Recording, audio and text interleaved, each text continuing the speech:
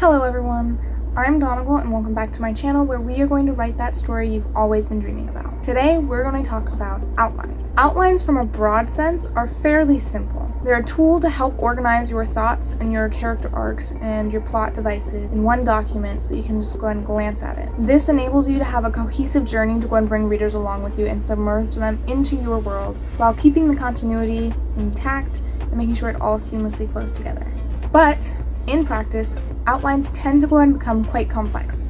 Largely this is because everyone has their own different way of doing an outline, or the things they like to go ahead and focus on more, or just ways that go ahead and work with them as writers. Everyone's writing path and methods are very different for what works for them.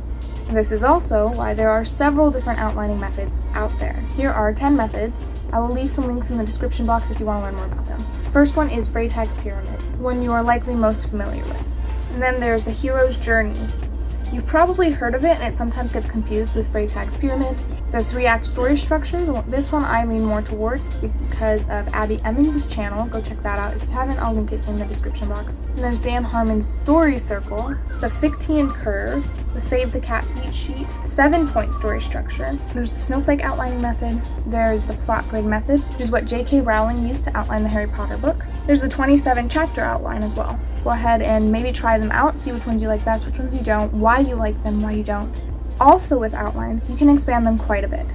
So you can have your outline for your overarching novel. You can outline by chapters. You can outline scenes. It really depends on how in-depth you want to work and how you like to work with your writing. And you might even learn that you prefer not to outline. There are some people out in the world who can just sit down and start writing. This is called pantsing versus plotting. I am definitely a plotter, although there's some things that I will outline, and then while I'm actually writing, I'll let it free flow, and if it changes a little bit along the way, that's okay too. The outline is just a guide to help keep me on track and also to go ahead and help me remember key aspects of the story that will mess with continuity if I forget. There are some main story elements that you will have in your outline or that just need to be in a story in general. These are exposition, which is basically showing where the character is before the inciting incident happens, and the inciting incident being whatever event happens to then thrust them into the main plot of the story, the thing that changes their path. Then you have rising action, which is your character on their journey and then different obstacles in the plot coming at them as they pursue this goal. There is some form of climax where your character or characters face the big evil they've been pursuing or being pursued by, or their main conflict. Sometimes it can be them achieving what they've been going for. It's the big showdown. Then you have your falling action, which comes after the climax, and it's either the characters dealing with the consequences of them pursuing their goal and attaining this goal, this object, whatever it is, or it can be them acclimating to after the bad guy is gone. And then finally you should have a resolution of some kind.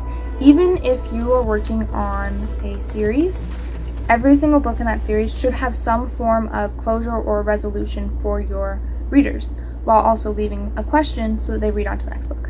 And outlines can also help you make sure that every single plot point in your story links back to your character and back to the inner conflict that they're wrestling with throughout this entire story.